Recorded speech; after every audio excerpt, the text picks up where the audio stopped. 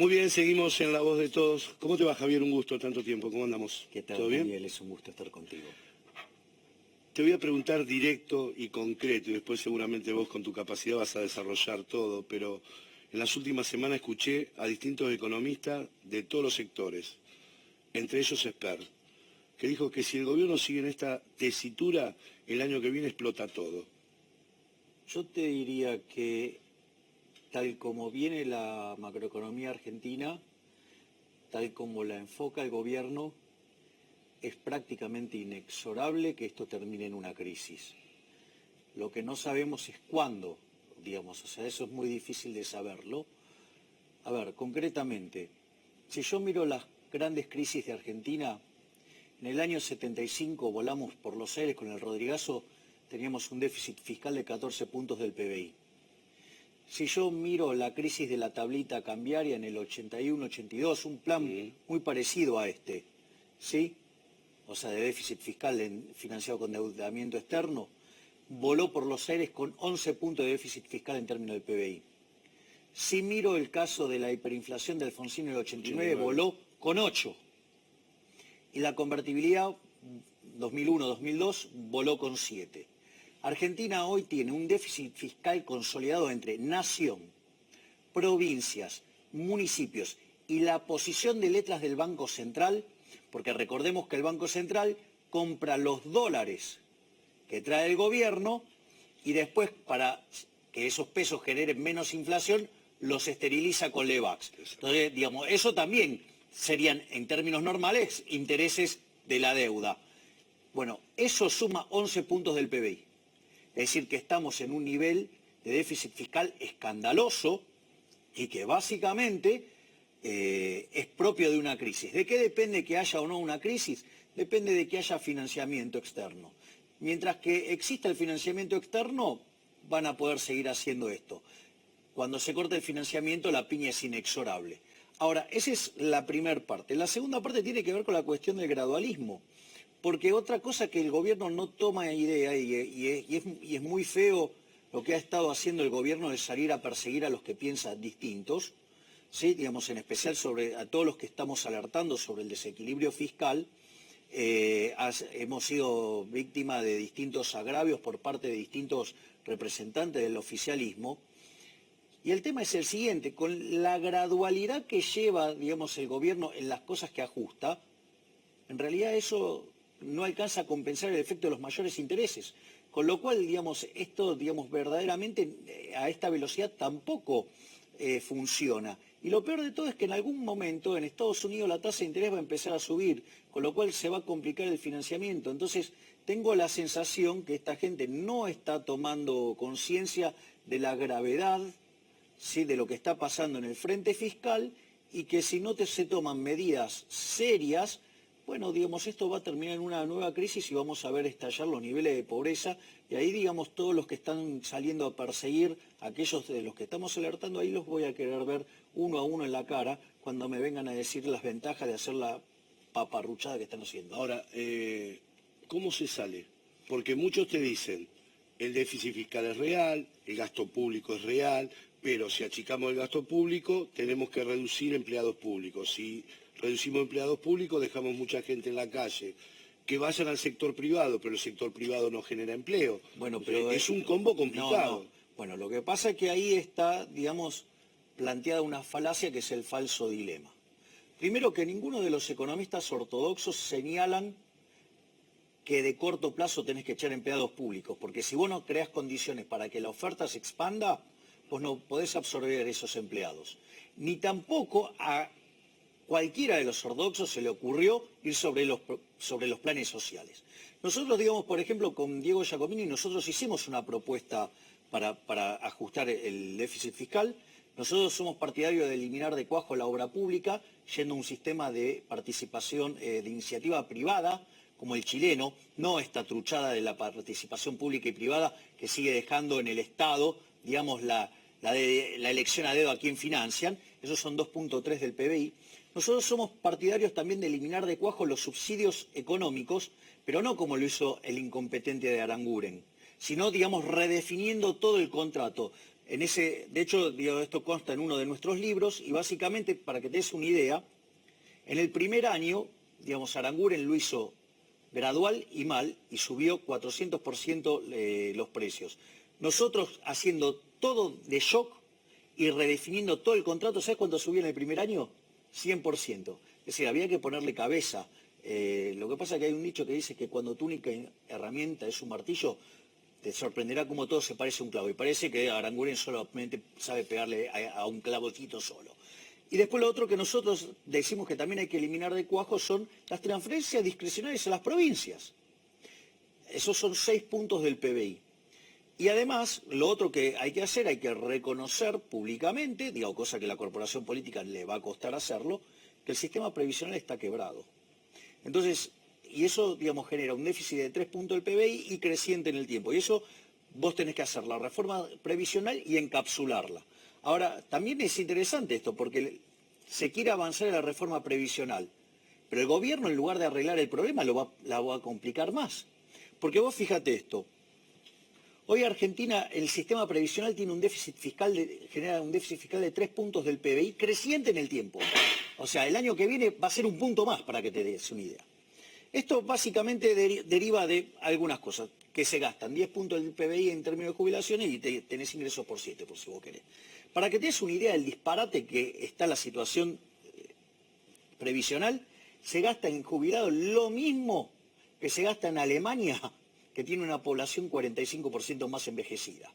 Entonces, básicamente, los problemas del desequilibrio fiscal los gestó la irresponsable bipolar de Tolosa de Cristina Fernández de Kirchner, que lo quebró con 2 cosas. La fórmula, ¿sí? A ver, si vos vas a sacar plata de los que aportan, es decir, la fórmula tiene que ir ligada al PBI per cápita. Si desde el 2008 en adelante el PBI per cápita en Argentina quedó constante, no puede ser que las jubilaciones, que es de donde, crezcan 24% en términos reales, porque, de donde vos tenés que sacar la plata, y eso te quiere decir que ya la fórmula es un disparate, es una estupidez, sí, o sea, no resiste el menor análisis, y esos son 2 puntos del PBI. Y la otra irresponsabilidad de Cristina Fernández de Kirchner fue justamente el tema de jubilar gente sin aportes, que duplicó los jubilados. O sea, básicamente ahí tenés que eso causó un daño de 6 puntos del PBI. La verdad es que el sistema está quebrado, la única forma de reconocerlo es, mirá, el problema de la fórmula se modifica con la fórmula, el problema, de la cantidad que se jubilaron sin aporte, ¿sí? Se resuelve modificando la edad de jubilatorio y la proporción que le van a pagar. No hay magia. O sea, lo que pasa es que, vos tenés que encarar esa reforma del sistema previsional, el cual está quebrado. Te dicen el ejemplo de Europa. Sí, ¿sabes qué pasa en todas partes del mundo? Porque todo el mundo hizo la misma estafa. Bismarck, cuando inventó esta farsa, el sistema de reparto, la gente vivía 45 años y decía que los iba a jubilar a los 65. Con lo cual, ¿sabes qué hicieron? Se afanaron la guita, esa es la realidad. Entonces ahora no hay de dónde sacar y entonces cobran impuestos por otro lado, por todo. Es un desastre. Es decir, pero al margen de esa situación, entonces vos lo tenés que arreglar. ¿Sí? Porque si no, esto estalla. Ahora, el problema es, lo que vos no podés hacer es la paparruchada, el mamarracho que está haciendo el gobierno. Porque ¿qué es lo que está haciendo el gobierno? El gobierno, en el fondo, está haciendo esta reforma, ¿sabes para qué? Para darle la plata a Vidal. Claro. Es decir, para consolidar el proyecto político de Vidal. Porque ¿qué fue el pacto de provincias? O sea, se dieron 20.000 millones las provincias, pero que por otro lado se las da la nación. Le dan 40.000 millones de pesos también a Vidal, con lo cual tenés ahí 60.000 millones de pesos que lo pone la nación. ¿De dónde lo va a sacar la nación? A ver, es cierto que la provincia de Buenos Aires está quebrada por el tema de la coparticipación. Aporta 40, recibe 24. Pero es un problema de Buenos Aires contra las provincias y contra la nación, no contra los jubilados. Entonces, ¿cómo? Vidal es tan buenista, tiene tanta conciencia social, pero para romperle el que tejedia a los jubilados no le importa un rábano. ¿Sí? Con tal de consolidar el proyecto político. A mí me parece un disparate. Es decir, vos tenés que arreglar el problema previsional, pero vos lo tenés que encapsular ese problema y sacarlo de la línea de fuego. No, agarrar y hacer la reforma para financiar el proyecto político. Eso es un disparate total, porque no solo que vas a estar reventando a los jubilados presentes, sino que además a los jubilados futuros, y además no arreglás el problema. Es decir, pero es de lo más demencial que hay.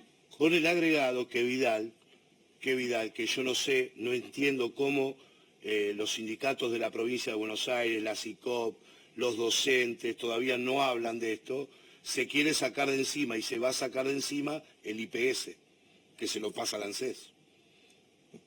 Bueno, entonces... Que sería terrible. Entonces a lo que voy es, vos fíjate que tenés 9 puntos para atacar del problema fiscal. Eso a vos te permitiría hacer una buena reforma tributaria para bajar impuestos sobre la oferta. ¿Para qué?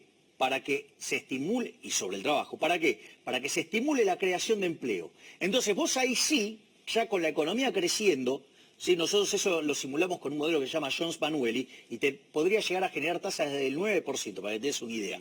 Ahora, ¿qué es lo que pasa? Vos ahí entonces estarías en condiciones de aplicar un programa de retiro voluntario. Vos para eso sí tenés financiamiento internacional, digamos, a muy bajas tasas, casi nulas, que sería el caso del BID o el Banco Mundial.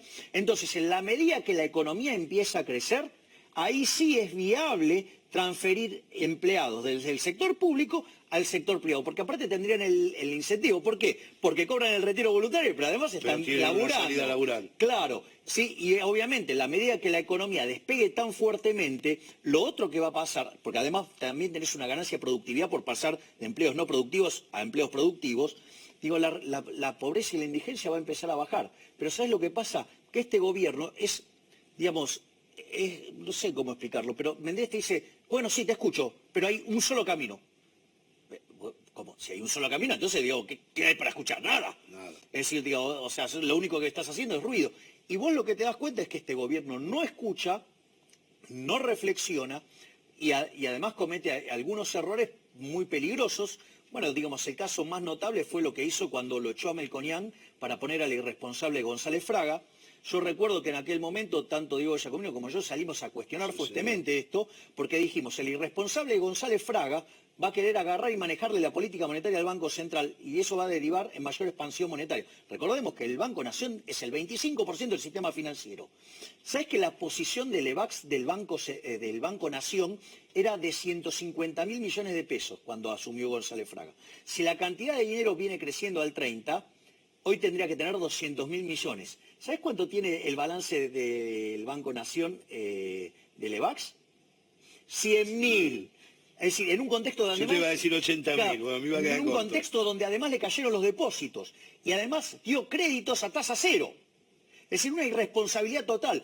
Y le terminó inyectando a la economía 100.000 millones de mangos por desesterilización de letra que el Banco Central no aguanta más para sacarla. ¿Eso sabes qué hizo? Te puso un piso de inflación por mes y un punto adicional. Claro. ¿Te das cuenta? Entonces, digamos, o sea, nada es gratis. O sea, todas las estupideces, digamos, porque en el fondo, ¿sabes qué? Esto es populismo cool. Es kirchnerismo de buenos modales. Cualquiera de estas cosas que si se hubieran hecho durante el kirchnerismo, muchos de los que defienden a este gobierno estarían a los gritos pelados. Y sin embargo hoy lo que hacen es ir y salir a perseguir, escrachar y darles carpetazo a quienes lo critican. Es decir, entonces, digamos, ¿qué es lo que cambiamos? Estamos todos locos. Es decir, para mí esto es el Titanic. ¿Quién lo comanda? Marcos Peña, ¿sí? ¿Y sabes qué? Digamos, le estás avisando que está en el iceberg y dice, acelera, acelera, que lo rompemos todo. Yo cada vez que vi la película se hunde el barco. Parece que Marcos Peña cree que va a hundir al iceberg. Javier, gracias, como Daniel, siempre, un muy placer. claro. ¿Lo llevas de candidato a diputado? No, la verdad que no, porque ahí me echan del Partido Obrero. Pero